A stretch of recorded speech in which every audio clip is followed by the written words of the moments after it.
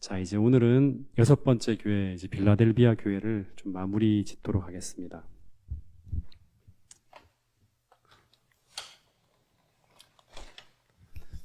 이 빌라델비아 교회는 이제 뜻이 뭐냐 그러면 형제 우애라는 뜻이었죠. 그죠? 형제 우애.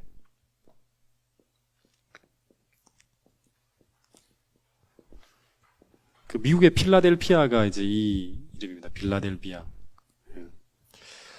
이 도시가 처음 생겨날 때 이제 어떻게 생겨났냐 그러냐면 이 도시는 그 무시아와 리디아, 부르기아의 경계가 만나는 지점에 아주 특별한 목적 때문에 인위적으로 세워진 도시가 바로 이 빌라델비아라 있어요. 인위적으로. 저 뒤에 문 좀 열죠. 네, 문이 안 열립니다. 네. 그래서 이 도시가 이제 어떻게 생겨났냐 그러면 이제 그 헬라 문명을 그 아시아 지방으로 보급시키기 위한 목적으로 세워진 도시가 바로 빌라델비아입니다. 근데 이제 똑같이 이 빌라델비아 시대에 전 세계에 무엇을 이 재림 기별을 전하는 그런 시대적인 목적을 위해서 세워진 교회, 세워진 시대적 사명을 감당하는 그런 교회가 바로 이 빌라델비아 교회입니다. 그래서 이 빌라델비아 시대는 18세기 후반에 아주 경건의 부흥운동과 그다음 재림운동이 세계 도처에서 불길처럼 일어났던 그런 시대를 가지고 이 빌라델비아 교회 시대, 재림운동의 시대라고 일명 얘기하기도 합니다. 그래서 이 시대에 벌어진 이 부흥은 이제 기독교 교회사를 보면 사도시대 이후에 볼 수 없었던 경건의 대부흥이 일어났던 그런 이제 시대라고 봅니다. 그래서 우리가 지난번에 얘기했죠. 그 성령의 충만함이 이제 오순절 시대에 일파가 이제 파도가 이렇게 치잖아요. 이렇게. 그죠? 이렇게 치잖아요. 그죠? 그런 것처럼 이 파도의 일파가 몰아친 시대가 바로 오순절 사도 시대고 그다음 이파가 몰아친 시대가 바로 이 빌라델비아 시대. 18세기 재림운동이 벌어진 이 빌라델비아 시대고 이 성령의 3파, 제일 큰 파고가 몰아치는 시대가 바로 언제나 그러면 바로 지금 우리가 기다리는 늦은 비 성령의 시대라 그럽니다. 그래서 이 아주 의미 깊은 그 경건의 부흥 운동과 그 다음에 영적인 어떤 그런 엄청난 부흥이 일어났던 시대가 바로 이 18세기 후반입니다. 그래서 얘기했던 것처럼 영적인 거물들이 다 이 시대 사람들이라 했죠. 그죠? 예.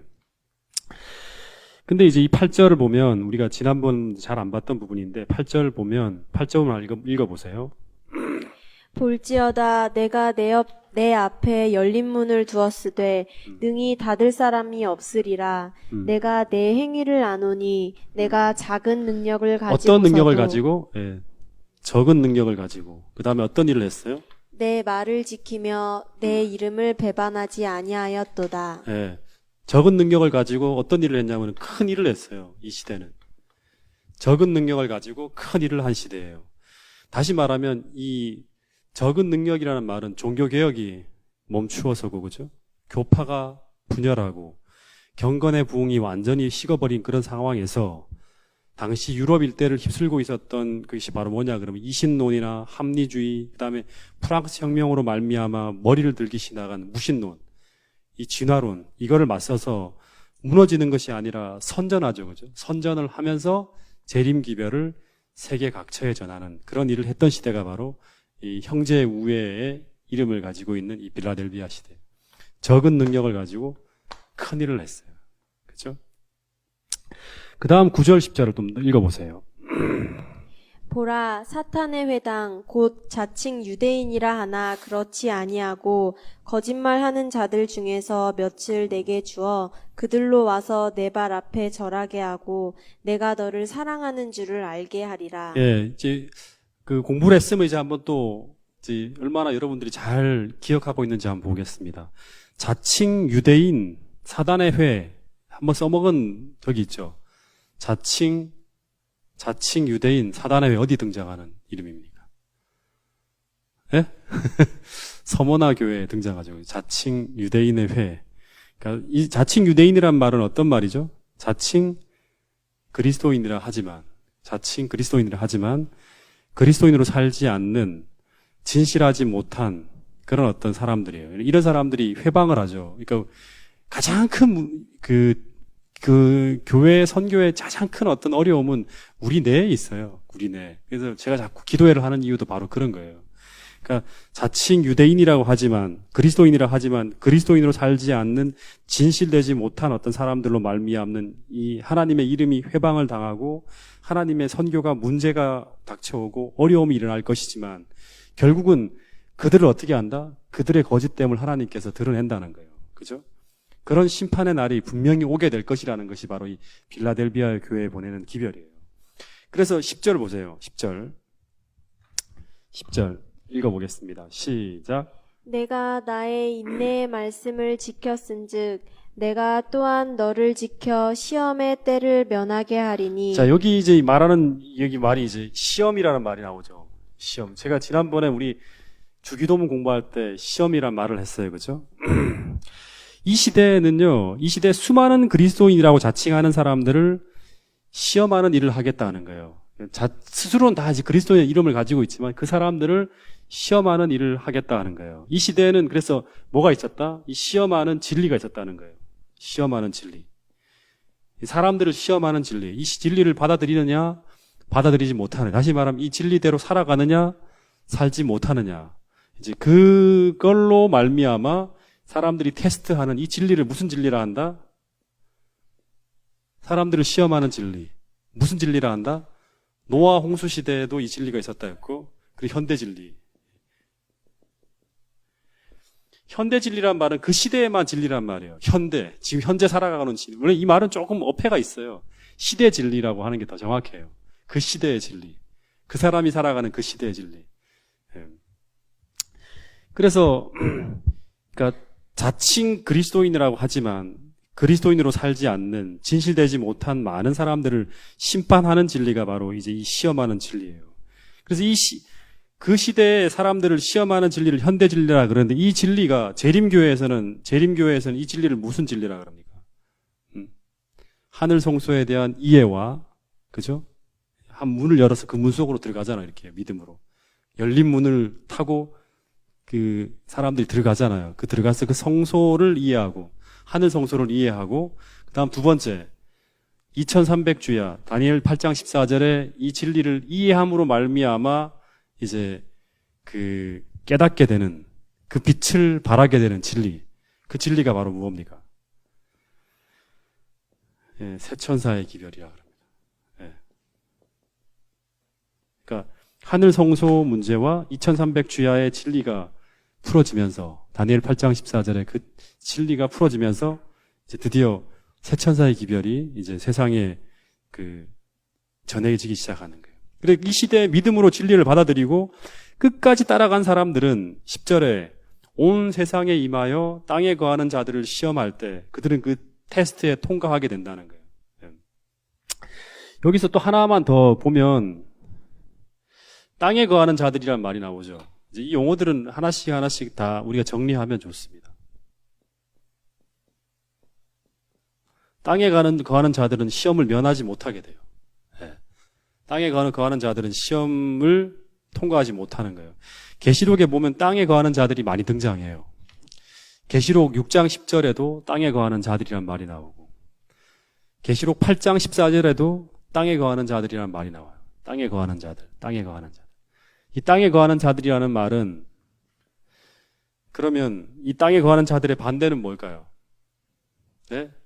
하늘에 속한 자들이에요.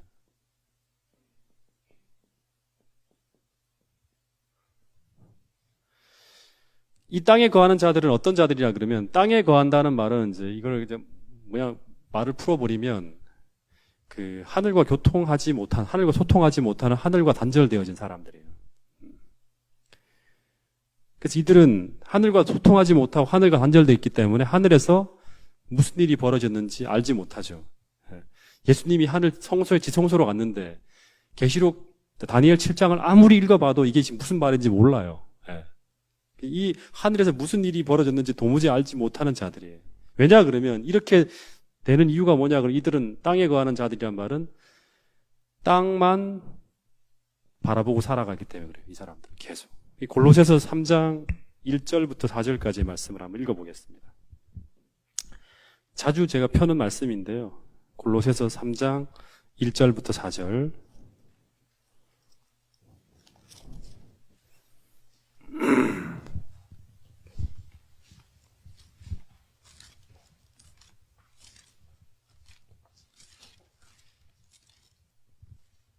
자, 큰 소리로 한번 읽어보겠습니다. 시작.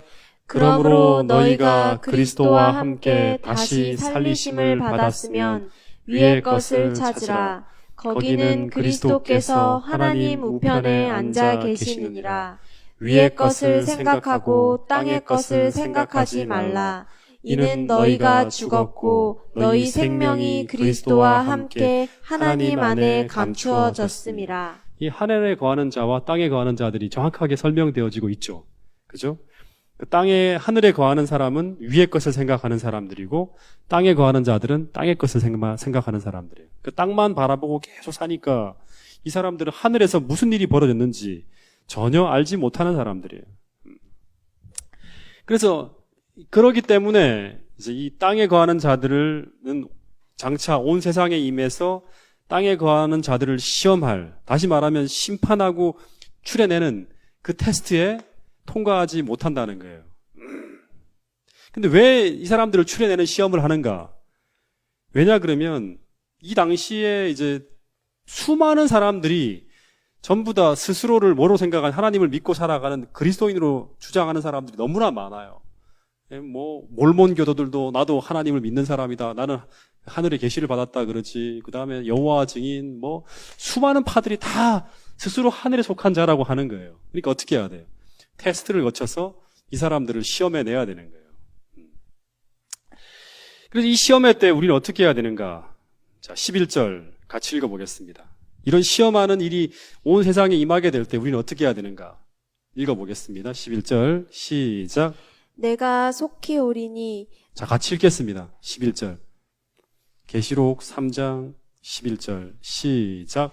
내가 속히 오리니 내가 가진 것을 굳게 잡아 아무도 내 면류관을 빼앗지 못하게 하라. 그러니까 우리가 가지고 있는 것이 무엇인지 알아야겠죠.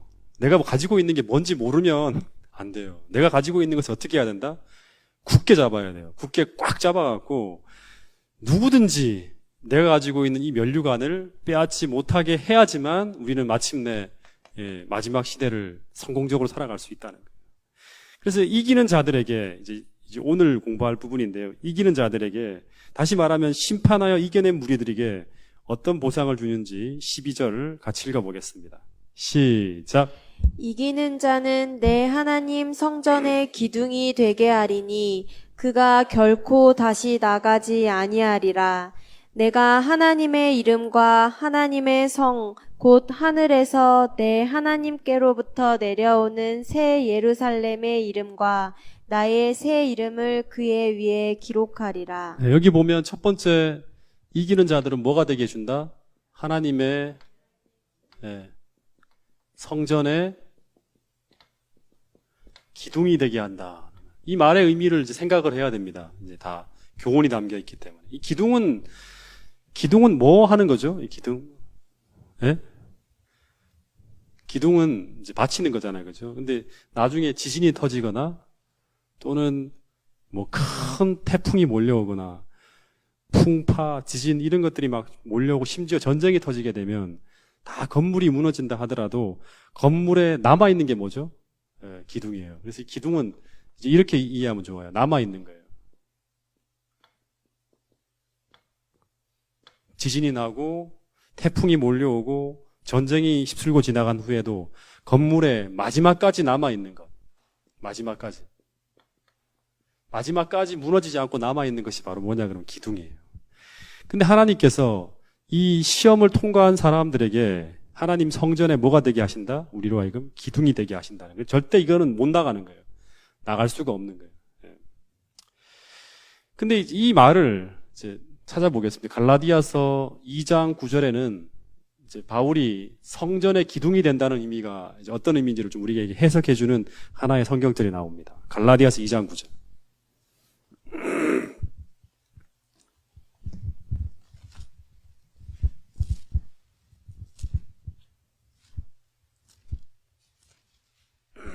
자, 읽어보겠습니다. 시작. 또 기둥같이 여기는 야고보와 게바와 요한도 내게 주신 은혜를 알므로. 여기 보면 기둥같이 여기는, 다시 말하면 초기 교회에 기둥으로 등장하는 세 사람이 있었죠. 그 사람이 누구예요? 야고보. 야고보는 누구예요? 예수님의 형이죠, 그죠? 야고보. 그 다음에 게바는 누굽니까? 게바. 예, 이제 우리 집사님 새벽 기도 시간에 공부했죠. 베드로. 예. 그 다음에 또 누가 있다? 요한. 예. 이 세 사람이 기둥이라는 거예요. 기둥같이 여기는. 교회의 기둥이라는 거예요. 그뿐만 아니라 이제 조금 더 확대하면 이 사람은 기둥 중에 기둥이에요. 그러니까 어떻게 보면 이 교회에도 제일 큰 기둥이 있죠. 어떻게 보면 그것만 허물면 교회 전체가 와르르 무너질 수 있는 그런 기둥이 있고, 이 세 사람은 그런 기둥이고, 실제로 우리 교회를 바치고 있는 수많은 기둥이 있는 것처럼 당시 하나님 교회의 기둥은 누구였냐 그러면 12 사도들입니다. 그래서 실제로 새 예루살렘 도성의 기초가 아니라 기둥이 뭐예요? 문이 뭐예요? 문.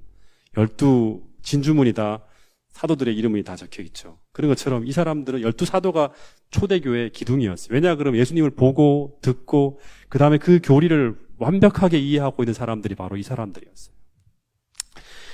그래서 이 기둥은 지지대로서 성전에 고정되어 있고, 이 기둥은 하나님의 집을 떠받드는 거예요. 집을 떠받들고 있는 거예요. 그래서 그 기둥을 중심으로 해서 뭐가 세워진다? 교회가 세워지는 거예요. 이 기둥을 중심으로 해갖고, 이 기둥이 서 있지 않으면 세울 수가 없죠. 그죠? 이 기둥을 중심으로 해서 이 12사도들을 기초로 해서 탄생하여진 게 바로 뭐냐 그러면 신약의 교회입니다. 근데 다시 말해, 오늘 이 말씀, 그러니까 시험을 통과한 사람들, 다시 말하면 12사도는 뭘 통과했어요? 시험을 통과했죠. 무슨 통과? 십자가의 시험을 통과했잖아요. 그죠? 그래서 이 통과한 이 무리들을 통해서 신약의 교회가 탄생되어졌던 것처럼, 마찬가지로 마지막 때 하나님께서는 여러분을, 그리스도 안에서 충성된 삶을 살고 있는 여러분들을 하나님께서는 역사의 마지막 교회를 세우는 작업에 여러분들을 쓰시겠다는 거예요. 마지막 교회. 그 마지막 교회가 뭡니까? 흔들림을 통과하고 난 다음에 늦은 비 성령을 부여해서 마지막 용과 싸우는 그 최후의 대쟁투에 하나님의 교회가 이제 나가 싸워야 하잖아요. 그죠? 그 14만 4천의 교회의 중심으로 여러분들을 세우겠다는 거예요. 맞습니까? 여러분들 다 기둥 맞습니까? 봐야 돼, 한번. 이 진짜 기둥이 맞는지. 네. 여러분, 근데 이 기둥이란 말 다시 한번 생각하면, 기둥은 마지막 싸움의 끝에요. 수많은 사람들이 흔들림 속에서 다 떨어져 나갈지라도, 이 흔들림은 반드시 있어요. 기둥이 되려 그러면 흔들림을 통해서 하나님은 기둥을 세우는 거예요. 수많은 사람들이 흔들림 속에서 다 떨어져 나갈지라도 끝까지 남아있는 사람들을 마지막 때 하나님은 이 14만 4천이라는 무리들을 세우고, 그 무리들을 통해서 마지막 뭘 세우냐 그러면 새 예루살렘 도성을 세우는 거예요. 여러분, 이 기둥은 세상에 어떤 병고가 생긴다 하더라도, 어떤 시련이 닥쳐온다 할지라도, 무수히 많은 사람들이 이설과 시련 속에 떨어져 나간다 할지라도 끝까지 그리스도 안에서 영원히 남아있는 사람들이 바로 기둥이 된다는 사실을 잊지 않게 되기를 간절히 바라겠습니다. 잠깐 설명을 하면, 이 빌라델비아 시대였잖아요. 이 시대에 이제 우리 교회가 탄생되어지는 과정 속에 잠깐 보면, 그 윌리엄 밀러의 재림운동이 이제 1831년부터 시작해서 1844년에 이제 대실망으로 딱 끝납니다. 그때 그 윌리엄 밀러의 재림운동에 참여했던 사람들이 한 100만 가까이 됩니다. 100만 가까운 사람들이 몰렸어요. 근데 대실망이 탁 끝났을 때, 이제 그 태풍이 몰아치는 거죠. 완전 태풍이 몰아칠 때, 그때 수많은 사람들이 다 떠나가요. 다 떠나가고 난 다음에 남아있는 무리들이 있어요. 초기 문제에 보면 적은 무리에게란 말이, 교회 증언에 보면 적은 무리에게란 말이 많이 나와요. 그 적은 무리라는 말은 오늘 우리를 보고 적은 무리라 하는 게 아니라, 그 실망 속에서 많은 다수의 사람들이 다 떨어져 나가고 난 다음에 남아있는 적은 무리예요. 그 적은 무리 가운데 누가 있죠? 여러분이 알고 있는 사람 대보세요. 지금 오늘 우리에게 진리를 전해준 사람들 누가 있습니까? 그 사람들이 바로 기둥이에요. 누구죠? 예? 예? 윌리엄 밀러는 이 대열에 참여하지 않습니다. 그분은 안식일 진리를 받아들이지 않아요. 예. 조셉 베이츠. 예, 제가 요즘에 그 사람 책을 읽고 있거든요. 예, 조셉 베이츠. 선장 출신의 이 사람의 역할을 나중에 한번 제가 이제 70주년 역사를 회고하면서 우리 교회 역사에 대한 중요한 인물들에 대한 이야기를 할 거예요. 되게 재밌어요. 이 선장 출신인데 예, 자기 재산 다 팔아갖고 이 재림운동에 투자하고 난 다음에 마지막에 정말 가난하게 된 사람. 굉장히 중요한 역할을 한 사람이에요. 이 사람으로 말미암아 안식일 진리가 우리 교회에 들어옵니다. 이 사람이 누구에게 전하냐 그러면 그 엘렌 화이트와 그 제임스 화이트에게 안식일 진리를 전가한 사람. 그 다음에 제임스 화이트 아시죠? 재림교회 대총회장을 지냈던 엘렌 화이트의 부인. 아 남편. 더위를 좀 먹었습니다. 네, 제임스 화이트. 그 다음에 뭐 옥수수밭 사이에서 성소로 들어가는 예수님을 본 하이름 에디슨 같은 사람. 엘렌 화이트. 이런 작은 무리가 다 떠나갔잖아요. 근데도 뭔가 있어 분명히. 우리가 그 거짓 성령이 인도한 게 아니라 우리를 인도하실 하나님의 증거가 분명해. 뭐가 잘못된 것일까 하고 성경에서 계속 고민하는 거예요.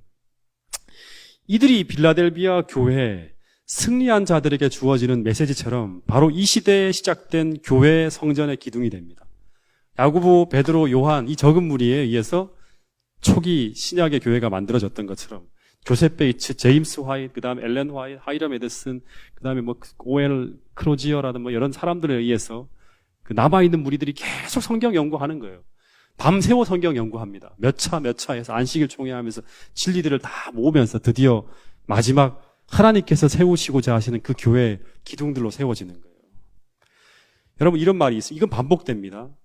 이런 역사가 반복될 거예요. 수많은 사람들이 그들의 신앙을 버렸다.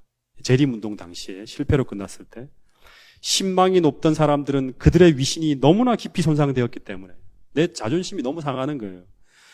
세상에서 달아나 버리고 싶은 심정이 왔다. 그들은 요나처럼 하나님을 원망하여 살기보다는 차라리 죽기를 선택하였다. 자, 왜 이런 일이 벌어지는가? 자, 하나님의 말씀 위에 신앙을 확립하지 않고 하나님 말씀 위에 신앙을 확립하지 않고 타인의 신앙적 증거 위에 세운 자들은 이제 그들의 입장을 다시 쉽게 바꾸었다. 하나님 말씀 위에 신앙을 정립하지 않고 지금 이런 시대 이 성경 연구를 하지 않고 그죠? 이 평안한 시대 성경 연구를 하지 않고 그냥 건성건성 듣고 있던 그 사람들은요. 마지막에 태풍이 불어올 때 다 무너지는 거 전부 다. 네. 타인의 신앙적 증거 위에 세운 자들은 이제 그들의 입장을 다시 쉽게 바꾸었다. 이 두 번째 시련은 재림 신앙의 강력한 조류에 끌어들어온 굉장히 큰 부흥을 하고 막 사람들이 막 회심하고 막 수많은 표적들이 나타나니까 그 강력한 조류에 끌려 들어온 거예요. 끌려 들어와서 한동안 진실한 신자와 열성적인 일꾼들과 보조를 같이 했던 무가치한 편승대중을 어떻게 했다? 분별해 내었다는 거예요. 편승대중. 딸려온 사람들이죠. 그 사람들은. 그래서 시험에 분별해 내는 것이에요. 이런 사람들이 누군지를 가려내는 거예요. 옥석을. 그 사람들은 기둥이 되지 못하고 태풍과 세상 조류에 같이 휩쓸려 가는 거예요. 그 기둥은 조류에 흘려가지 않죠. 그죠? 그 자리에 서 있죠. 근데 그렇지 않은 사람들은 다 쓸려가는 거예요. 우리는 실망했지만 낙담하지 않았다. 우리는 주님께서 우리를 용광로의 금처럼 정련하여 모든 불순물을 제거하시기 위해 사용하시는 혹심한 시련에 대하여 불평하지 않기로 결심했으며 하나님께서 우리를 위하여 필요하다고 인정하시는 순화시키는 과정을 참을성 있게 복종하면서 구주께서 당신의 정련되고 신실한 백성을 구속하러 오시기를 바라보며 끈기 있게 기다리기로 결심하였다. 기둥들은 바로 이런 믿음을 가지고. 여러분 역사는 반복되어집니다. 이 패턴이 한 번 더 그대로 반복되어질 거예요. 그 일요일 휴업령이 내리기 직전에 교회는 지난번 얘기했죠. 또 한 번에 뭐가 있다? 태풍이 몰려오는 거예요. 그게 바로 흔들림이에요. 그때 흔들릴 수 있는 모든 것들은 다 흔들리게 된다는 거예요. 기둥으로 서 있지 못한 수많은 사람들이 이 당시와 같이 다 떨어져 나가는 거예요. 남아있는 사람들을 가지고 뭘 한다? 남아있는 사람들을 가지고 그때 남아있는 이 기둥과 같은 사람들을 가지고 뭘 한다? 하나님께서 또다시 옛날에 이 12제자에게 성령을 부었던 것처럼 또다시 마지막 때 하나님께서 당신의 사업을 할 수 있는 그냥 모든 사람들이 아니라 남아있는 무리들에게 뭘 붓는다? 늦은 비 성령을 부으시는 거예요. 그리고 셋째 천사의 큰 외침을 지금보다 훨씬 더 강력하게 세상을 향해 전하게 하시고 그들을 통해서 다시금 새롭게 교회를 만들어가는 거예요. 새 예루살렘 노정에 살 사람들을 다 다시 불러들이는 거예요. 예. 그 사람들과 함께 마지막 때 야곱의 환란, 칠재앙 속으로 들어가게 되고 그 마지막에 예수님의 재림을 맞이한다는 것이 바로 성경의 마지막 예언된 시나리오입니다. 그래서 오늘 생각해요. 그때 내가 흔들리지 않을 만큼 내가 아버지에게서 배운 진리, 부모님에게서 배운 진리, 교회 다른 집사님에게서 그냥 피상적으로 들은 진리가 아니라 내가 정말 그때도 흔들리지 않을 만큼 그 사람이 나를 가르쳐준 그 사람이 떨어져 나간다 할지라도 내가 타인의 신앙의 근거 위에 세운 것이 아니라 성경의 기반 위에서 내 진리가 확고하게 서 있는가, 거기에 내 믿음이 있는가, 그때도 물러지지 않을 그런 진리로 내가 확고하게 세워져 있는가, 이걸 오늘 내가 스스로 점검해야 한다는 거예요. 진리로 그 마음을 견고하게 방어한 자들 외에는 마지막 최후의 대쟁투에 다 서 있지 못하고 다 무너진다는 것이 엘렌 화이트에 나와 있는 글이라는 사실입니다. 여러분들 정말 이 하나님 교회의 기둥으로 서 있는 그런 분들 맞습니까? 네.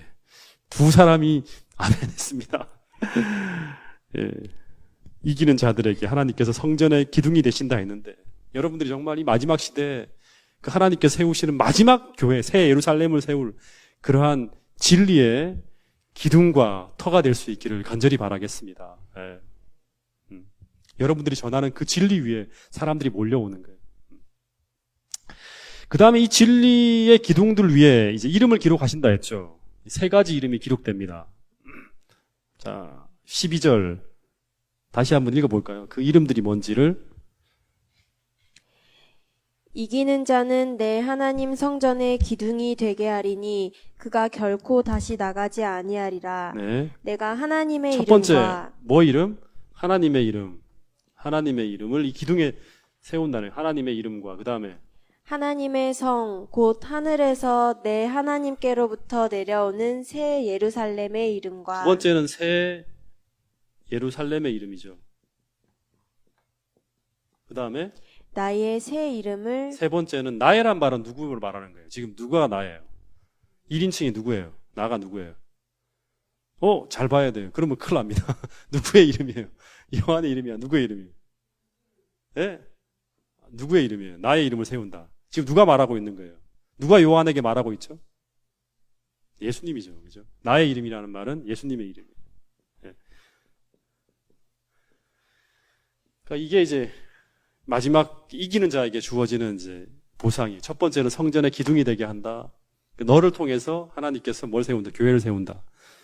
두 번째는 이 이름을 이 위에 기록하겠다. 너에게 기록하겠다 하는 거예요. 그 후에 요한은 이제 이 하나님의 이름과 이제 나의 이름, 예수님의 이름이죠. 예수님의 이름이 이제 기록되어 있는 그 사람들을 보죠. 어디서 보죠? 이제 하나님의 이름과 예수님의 이름이 기록되어져 있는 사람들을 후에 봅니다. 이 약속 그대로.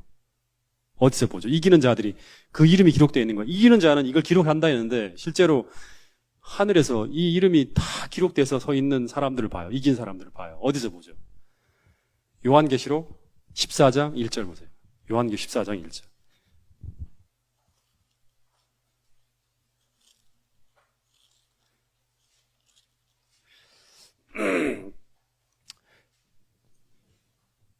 또 내가 보니 보라 어린 양은 예수님이죠. 그죠? 시온산에 섰고 시온산에 섰다는 건 이긴 거예요. 그죠? 그와 함께 14만 4천이 섰는데 그들의 이마에는 뭐가 있다? 어린 양의 이름과 그 아버지의 이름을 쓴 것이 있더라. 자, 이 아버지의 이름과 어린 양의 이름이, 나의 이름이 어디에 써 있어요? 그 이긴 사람들, 그죠? 14만 4천의 이마에 14만 4천들의 이마에, 승리한 사람들의 이마에 기록되어 있는 걸 보는 거예요. 이마에. 약속을 했고 실제로 이겼죠. 이긴 사람들이 써 있는 걸 보는 거예요. 여러분, 근데 그 이름이라는 게 뭘 의미하죠? 이름. 예수님의 새 이름이라는 게 뭘 의미할까? 이름. 예? 예? 이름이라는 게 뭘 의미할까요? 이름은 이제 이거를 뭐 쉽게 얘기하면 하나님의 속성이에요. 속성. 이름을 기록했다는 거. 속성을 나타내는 거예요. 예수님의 새 이름이 구원받은 성도들에게 찍혀 있다고 하는 것은 뭘 의미하냐 그러면 이 이마에 찍혀 있다는 것은 이제 이분의 속성이 이들의 이마에, 다시 말하면 마음에 다 이 속성으로 가득하다는 걸 의미하는 거예요. 근데 이 이마에 이름을 찍었다는 것은 뭐냐 그러면 이건 도장을 찍었다는 거죠. 그죠? 나중에 계시록 7장이라든가 계시록 7장 14장을 보면 이들이 나타내는 이마에 기록된 이 사람들이 나타내는 특성들은 전부 다 뭐냐 그러면 하나님의 속성이 그대로 다 나타납니다. 우리가 이제 제가 김주현 형제하고 창세기 1장을 가르치면서 그런 얘기를 좀 했는데요. 이 성경에 이야기를 쭉 읽어보면 우리가 창세기 1장에서 잃어버린 게 뭐죠? 하나님의 형상을 잃어버렸죠. 하나님의 속성을 다 잊어버린 거예요. 그리고 계시록에서는 이 하나님의 속성을 인간들이 회복하는 거예요. 그 회복하는 과정에 필요한 게 뭐냐 그러면 복음이에요. 복음. 근데 마지막 때 이들이 하나님의 이름과 예수님의 이름이 그들에게 적혀 있다는 것은, 이마에 기록되었다는 것은, 다시 말하면 하나님의 형상과 하나님의 속성을 회복한 사람들에게 하나님은 뭘 치신다? 나의 것이다는 도장을 치는 거예요. 네. 그래서 우리의 기억에, 우리의 사상에, 우리의 품성에 하나님의 속성이 기록된 사람들이 마지막에 하나님의 성전의 기둥이 될 것이고, 그들을 중심으로 해서 하나님의 교회가 세워진다는 거예요. 이 사람들이 에스겔 48장 35절에 보세요. 에스겔 48장 마지막 절이거든요. 35절에서 이 새롭게 된 새 도시에서 영원히 살게 된다고 합니다. 에스겔서 마지막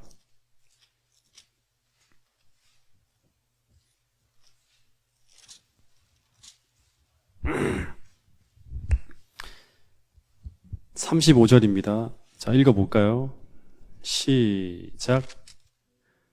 자, 다시 한번 35절 같이 입을 맞춰서 읽어보겠습니다. 에스겔 마지막 절 48장 35절 시작. 그 사방의 합계는 18,000척이라. 그날 후로는 그 성의 이름을 여호와 삼마라 하리라. 예, 이제 계시록에도 보면 이제 마지막에 이제 새 예루살렘 도시를 이렇게 청량하는 일이 벌어집니다. 똑같이 이제 예루살렘 새롭게 이제 회복된 예루살렘 성읍의 문들을 다 청량하고 이렇게 다 청량하고 난 다음에 이제 그 사방의 합계는 18,000척이라 한 다음에 그날 후로는 그 성읍을 예루살렘이라 부르지 않고 뭐라 부른다? 여호와 삼마라 부른다. 삼마. 여호와 삼마라 한다. 여호와라 삼마라는 의미가 뭔지 아세요? 네. 모르죠. 여호와가 거기 계시다 하는 말이에요. 여호와가 거기 계시다. 여호와 삼마. 네, 여호와 삼마란 말이 거기 계시다. 여호와 삼마라, 여호와가 거기 계시다. 예수님이 우리와 함께 계시다는 말이 뭐예요? 임마누엘이라는 말이죠. 그렇죠? 여호와 삼마, 임마, 삼마 거의 비슷한 의미들이에요. 근데 여러분, 우리가 새 예루살렘을 그리워하는 이유가 뭘까요? 이민주 집사님, 예루살렘을 우리가 그리워하는 이유가 뭐죠? 네? 본향, 네, 본향이. 우리가 이제 제가 이런 생각을, 이 말씀 보면서 이제 이 여호와, 이제 마지막에 에스겔서의 마지막이잖아요. 지금 이 포로 백성들에게 에스겔이 얘기하는 거예요. 다시 회복되어진 예루살렘. 지금 우린 잃어버렸잖아요. 가고자 하는 건 있는데 지금 이 땅에서는 어디냐? 지금 여기가 이 당시에 에스겔서를 쓸 때 이스라엘 백성들 어디 있냐 그러면 고향이 아니라 어디 있죠? 바벨론에 다 끌려가 있는 거예요. 끌려가 있는 이들에게 희망의 메시지를 쓰는 거예요. 오늘 우리의 계시록을 쓰는 것처럼 새로 우리가 회복될 예루살렘에는 이런 이제 일들이 벌어질 것이고 그 규모는 어떻게 되고 그건 어떻게 단장될 것이고 그리고 그 이름은 더 이상 이제 예루살렘이라 하지 않고 뭐라 그러면 새 이름으로 나의 새 이름 새 이름으로 기록될 텐데 그 이름의 뜻이 뭐다? 이름이 뭐다? 여호와 삼마라 한다. 이 말을 들었을 때 아마 진짜 하나님을 사랑하는 사람들은 울컥했을 거예요. 삼마라는 말이 뭐예요? 여호와께서 다시 거기 계신다는 거예요. 그 예루살렘 성전을 떠나갔던 여호와께서 다시 거기 계신다는 말. 이 말이 그들에게 울컥했을 거예요. 여러분, 우리가 새 예루살렘을 그리워하는 이유가 뭐냐 그러면 그 도시에 황금이 깔려 있고 우리에게 별로 큰 감흥이 없어요. 그죠? 거기에 생명과가 있고 거기에 생명수가 흐르고 온갖 아름다운 기와 요초들이 다 핀다 하더라도, 그런 물질적인 축복이 있다 하더라도 그 도시에 뭐가 없다면, 그분이 없다면 그 도시는 그리스도인에게 아무런 의미가 없어요. 가고자 하는 아무런 의미가 없어요. 왜냐하면 그 도시에서 영원히 살 그리스도인들은 어떤 사람들인가 하면, 제가 성경을 읽어보니까요, 그 사람들은 그리스도를 가장 열렬히 사랑하는 사람들이에요. 가장 열렬히. 그래서 그들이 이 땅에서 그리스도를 위해서 뭘 포기합니까? 이 땅의 모든 물질적인 축복들을 다 포기하는 거예요. 풍요를 포기하고 편리를 포기하고 불편한 길, 어려운 그 좁은 길을 계속 걸어가는 그 이유는 뭐냐 그러면 그리스도를 잃지 않기 위해서 걸어가는 거예요. 그래서 그 도시의 이름이 뭐다? 여호와 삼마라. 여호와께서 거기 계시다는 이 이름만으로도 그들의 가슴은 막 뛸 거예요. 왜냐 그러면 이 도시의 이름의 의미가 뭐예요? 하나님의 영원한 임재를 상징하기 때문에. 하나님이 거기 계신다. 여러분, 성경에 보면 이제 계시록의 마지막 뒤편에 보면 거기서 하나님의 장막이 사람들과 함께 있음에 하나님께서 저희와 함께 거하시니, 여호와 삼마의 이야기예요. 저희는 하나님의 백성이 되고 하나님께서는 친히 저희와 함께 계셔서 영원히 함께 살게 된다는 그 이야기가 바로 계시록의 이야기입니다. 여러분, 그래서 오늘 우리가 정말 그리스도를 사랑하는 사람들인지 다시 한번 생각하고, 진리의 기둥과 터가 되기 위해서는 아무리 세상이 맹공격을 한다 할지라도, 기둥에 비록 상처가 난다 할지라도 무너지지 않는 그런 진리와 그 다음에 그런 믿음을 가지고 있는 사람들이 바로 하나님께서 하나님과 함께 영원히 이 새 예루살렘 도성에 살 사람들이라는 사실이에요. 계시록 21장 3절 4절 말씀을 같이 한번 읽어보겠습니다. 계시록 21장 3절 4절.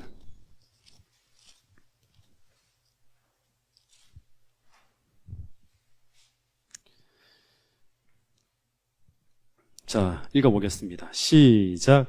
내가 들으니 보좌에서 큰 음성이 나서 이르되, 보라, 하나님의 장막이 사람들과 함께 있음에 하나님이 그들과 함께 계시리니 그들은 하나님의 백성이 되고 하나님은 친히 그들과 함께 계셔서 모든 눈물을 그 눈에서 닦아주시니 다시는 사망이 없고 애통하는 것이나 곡하는 것이나 아픈 것이 다시 있지 아니하리니 처음 것들이 다 지나갔음이러라. 여기 보면 이게 감동적인 함께란 말이 여러분들의 감동이 되지 않습니까? 여호와 삼마. 여기 이런 말씀이 있어요. 지울 수 없는 하나님의 인이 그들에게 새겨져 있다. 인이라는 말은 이마에 딱 새겨져 있는 거죠. 하나님께서는 그분 자신의 이름이 거기에 적혀 있다고 주장하실 수 있다. 믿음이 보였다는 거예요. 그렇죠? 하나님께서는 그들을 둘러싸셨다. 그들의 목적지는 하나님 새 예루살렘이라고 새겨져 있다. 그들은 하나님의 소유요, 하나님의 재산이다. 목사와 복음사역자에게 보내는 권면에 있는 말씀이에요. 여러분, 비록 우리가 지금 연약한다 할지라도 우리가 가지고 있는 것, 다시 말하면 하나님을 향한 이 충성이라는 말은 사랑이죠. 그죠? 사랑의 불꽃이 계속 우리 마음에 타올라서, 다시 말하면 하나님께 대한 이 신뢰와 그 다음에 하나님께서 우리를 통해 역사하실 수 있도록 계속 우리가 믿음을 굳건히 할 그 필요가 있다는 사실은 계시록을 연구할 때마다 계속 보여지는 거예요. 그죠? 그래서 우리가 어떤 순간이 오더라도, 어떤 것이 온다 하더라도 우리의 면류관을 아무도 뺏어갈 수 없도록 그렇게 확실하게, 확고하게 여러분의 믿음과 여러분의 이 품성을 준비하는 저와 여러분들이 될 수 있기를 간절히 바라겠습니다. 금요일 날 이제 라오디게아 교회 1편 나가도록 하겠습니다.